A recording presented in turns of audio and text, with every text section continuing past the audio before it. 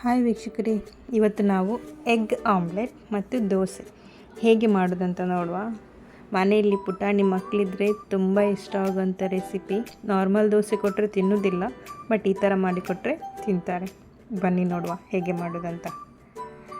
ನೋಡಿ, ಮೊದಲಿಗೆ ನಾನು ನೆನ್ನೆನೆ ಗ್ರೈಂಡ್ ಮಾಡಿ ಇಟ್ಟಿದ್ದೆ. ಅಂದರೆ ಹಿಂದಿನ ದಿನ ಸಂಜೆ ಗ್ರೈಂಡ್ ಮಾಡಿ ಇಡಬೇಕು ಹಿಟ್ಟು.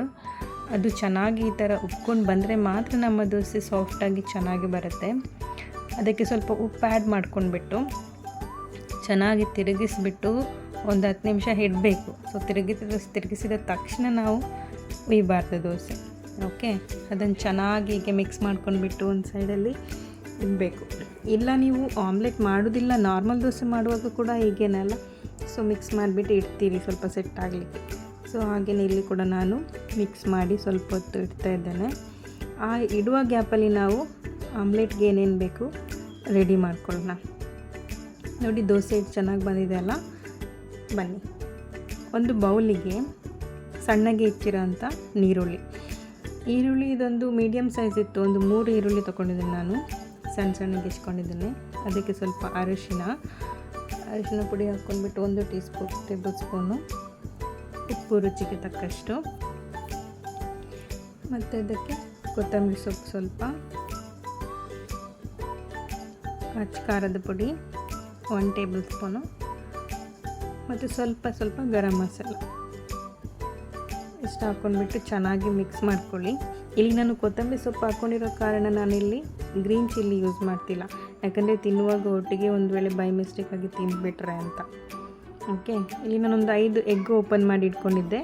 ಅದನ್ನು ಅದಕ್ಕೆ ಆ್ಯಡ್ ಮಾಡಿ ಚೆನ್ನಾಗಿ ಮಿಕ್ಸ್ ಮಾಡ್ಕೊಳ್ಳಿ.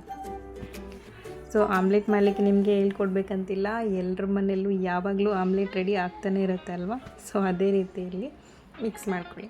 ಒಂದೇ ಒಂದು ಟ್ವಿಸ್ಟ್ ಏನಪ್ಪ ಅಂದರೆ, ದೋಸೆ ಮೇಲೆ ನಾವು ಆಮ್ಲೆಟ್ ಮಾಡ್ತೀವಿ, ನೀವು ತವದ ಮೇಲೆ ಆಮ್ಲೆಟ್ ಮಾಡ್ತೀವಿ. ನಾವು ದೋಸೆ ಮೇಲೆ ಆಮ್ಲೆಟ್ ಹಾಕಿ ಒಂದು ಹೊಸ ರೆಸಿಪಿನ ಮಾಡ್ತಾಯಿದ್ದೀವಿ.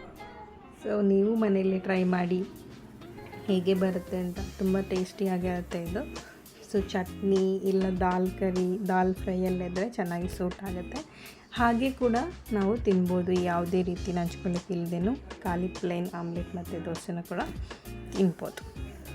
ಸೊ ನೋಡಿ, ಇದೀಗ ರೆಡಿಯಾಗಿದೆ. ಈ ಕನ್ಸಿಸ್ಟೆನ್ಸಿ ಇರಬೇಕು. ಕ್ಲೀನಾಗಿ ಬೀಟ್ ಮಾಡಿಟ್ಕೊಳ್ಳಿ. ಇಲ್ಲಿ ತವ ಚೆನ್ನಾಗಿ ಕಾದಿದೆ. ಸೊ ಈಗ ನಾವು ದೋಸೆನ ಅದರ ಮೇಲೆ ಹಾಕುವ. ಸ್ವಲ್ಪ ದಪ್ಪನೇ ಹಾಕ್ಕೊಳ್ಳಿ. ತೆಳು ಇಷ್ಟವರೆಗೆ ತೆಳು ಹಾಕ್ಬೋದು, ಬಟ್ ನಾನಿಲ್ಲಿ ಸ್ವಲ್ಪ ದಪ್ಪನೇ ಹಾಕ್ಕೊಂಡಿದ್ದೀನಿ ದೋಸೆ. ಸೊ ಉಬ್ಬಿ ಬರುತ್ತೆ. ಅದರ ಮೇಲೆ ನಾವು ಅದು ದೋಸೆ ಕಾಯೋ ಅಷ್ಟೊತ್ತಿಗೆ ನಮಗೆ ಆಮ್ಲೆಟ್ಟಲ್ಲಿ ಮಿಕ್ಸ್ ಮಾಡ್ಕೊಂಡಿರೋ ಏನು ಮಸಾಲೆ ಇದೆ ಅದನ್ನು ಹಾಕಲಿಕ್ಕೆ ಸುಲಭ ಆಗುತ್ತೆ. ನೋಡಿ, ಇಲ್ಲಾಂದರೆ ಅಡಿಗಡಿ ಸುಟ್ಟೋಗ್ಬಿಟ್ಬಿಡುತ್ತೆ. ಸೊ ದೋಸೆ ಮೇಲೆ ಫುಲ್ಲಿ ಹೀಗೆ ಹರಡ್ಕೊಂಡ್ಬಿಡಿ ಚೆನ್ನಾಗಿ. ನೋಡಿ, ಫುಲ್ಲು ಸ್ಪ್ರೆಡ್ ಮಾಡ್ಕೊಳ್ಳಿ ಹಾಕ್ಕೊಂಡ್ಬಿಟ್ಟು. ದಪ್ಪ ಲೇಯರ್ ಬೇಕಾದರೆ ದಪ್ಪ, ಸಣ್ಣ ಲೇಯರ್ ಬೇಕಾದರೆ ಸಣ್ಣಕ್ಕೆ. ಹಾಗೆಯೇ ತಿನ್ನೋದಾದರೆ ಸ್ವಲ್ಪ ದಪ್ಪ ಹಾಕ್ಕೊಂಡ್ರೆ ಚೆನ್ನಾಗಾಗುತ್ತೆ. ಅದರ ಮೇಲೆ ಸ್ವಲ್ಪ ಕ್ಲೋಸ್ ಮಾಡಿಬಿಟ್ಟು ಇದ್ರೆ ಸ್ವಲ್ಪ ಅದನ್ನು ಬೈಸ್ಕೊಂಡ್ಬಿಟ್ಟು. ತುಂಬ ಒಳ್ಳೆ ರೆಸಿಪಿ ಇದೆ, ಸೂಪರಾಗಿ ಬರುತ್ತೆ ಆ್ಯಕ್ಚುಲಿ. ನಾನ್ ವೆಜ್ ಫ್ರೈಯಲ್ಲಿ ಅದರಲ್ಲಿ ಮೊಟ್ಟೆ ಇಷ್ಟಪಡೋರಿಗೆ ತುಂಬ ಅಂದರೆ ತುಂಬ ಇಷ್ಟ ಆಗುತ್ತೆ.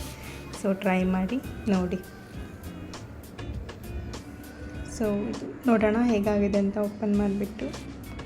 ಎಸ್, ವಾವ್, ಸೂಪರಾಗಿ ಬಂದಿದೆ ಅಲ್ಲ. ಸೊ ಇದನ್ನು ಮಗ್ಚೊಕ್ಕೊಂಡ್ಬಿಡಿ. ಎಷ್ಟು ಬೇಗ ರೆಡಿ ಆಗುತ್ತೆ ಅಂದರೆ ಇದು ಬೆಳಗ್ಗೆ ಪಾಟ್ ಅಂತ ರೆಡಿಯಾಗಿಬಿಡುತ್ತೆ. ನೋಡಿ, ಹಾಗೆ ಹೋಯ್ತು. ರೋಲ್ ಮಾಡ್ಕೊಂಡ್ಬಿಟ್ಟು ಕಟ್ ಮಾಡಿಬಿಟ್ಟು ಕೊಟ್ಟರೆ ಆಮ್ಲೆಟ್ ದೋಸೆ ರೋಲ್ ಥರ ಕಾಣಿಸುತ್ತೆ. ನೋಡಿ, ಇದಕ್ಕೆ ನಾನು ದಾಲ್ ಮಾಡ್ಕೊಂಡಿದ್ದೆ. ಸೊ ನನ್ನ ತಂದು ನೀವು ಚಟ್ನಿ ಕೂಡ ಆಪ್ಷನಲ್, ಇಲ್ಲಾದರೆ ಹಾಗೇ ತಿನ್ಬೋದು. ದಾಲ್ ಜೊತೆ ತಿನ್ಬೋದು, ಇಲ್ಲ ಚಟ್ನಿ ಇದ್ದರೆ ಚಟ್ನಿಯಲ್ಲಿ ತಿನ್ಬೋದು. ಮಸಾಲ ದೋಸೆ ಚೆನ್ನಾಗಾಗಿದೆ ಅಲ್ಲ. ಸೊ ನೀವು ಕೂಡ ಮನೆಯಲ್ಲಿ ಟ್ರೈ ಮಾಡಿ ನನಗೆ ಕಾಮೆಂಟ್ ಮಾಡಿ ತಿಳಿಸಿ. ನನ್ನ ಇವತ್ತಿನ ವಿಡಿಯೋ ನಿಮಗೆ ಇಷ್ಟ ಆಗಿದ್ದರೆ ಸಬ್ಸ್ಕ್ರೈಬ್ ಮಾಡೋದನ್ನು ಮರಿಬೇಡಿ. ನೆಕ್ಸ್ಟ್ ಹೊಸ ವಿಡಿಯೋದೊಂದಿಗೆ ಮೀಟ್ ಮಾಡ್ತೀನಿ. ಬಾಯ್.